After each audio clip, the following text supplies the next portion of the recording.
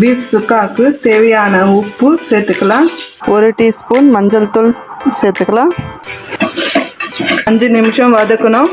இஞ்சி பூண்டு paste 2 teaspoon,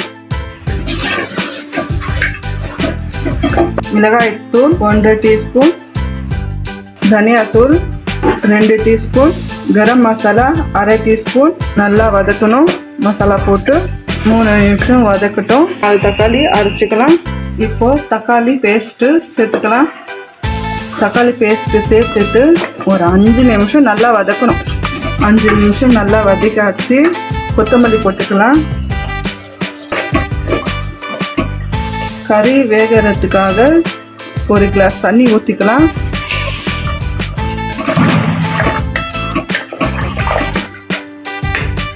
அஞ்சு விசில் வரட்டும். 5 விசில் வந்துட்ட பிறகு பார்க்கலாம். 5 விசில் வந்துச்சு. திறந்து பார்த்துக்கலாம்.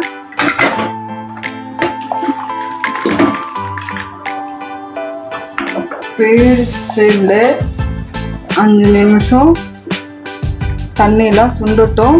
இப்படி வச்சுக்கலாம். 5 நிமிஷம் ஆயிடுச்சு. இப்போ திறந்து பார்த்துக்கலாம். சிம்மிலேயே இருக்கட்டும். 3 டேபிள் ஸ்பூன் எண்ணெய் சேர்த்துக்கலாம். கருவேப்பிலை கொத்தமல்லி சேர்த்துக்கலாம்.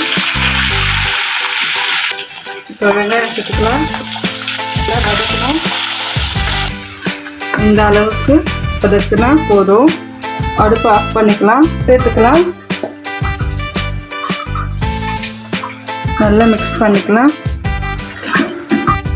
தோசைக்கும் புல்காக்கும் பரோட்டாக்கும் சூப்பராக இருக்கும் இந்த பீஃப் சுக்கா. அடுப்பு ஆஃப் பண்ணிக்கலாம். பீஃப் சுக்கா ரெடி ஆயிடுச்சு. நீங்களும் வீட்டில் செஞ்சு பாருங்கள். இந்த வீடியோ பிடிச்சிருந்தா லைக் பண்ணுங்கள், ஷேர் பண்ணுங்கள், கமெண்ட் பண்ணுங்கள், சப்ஸ்கிரைப் பண்ணிவிட்டு மேலே இருக்கிற பெல் ஐக்கானை கிளிக் பண்ணுங்கள். தேங்க்யூ.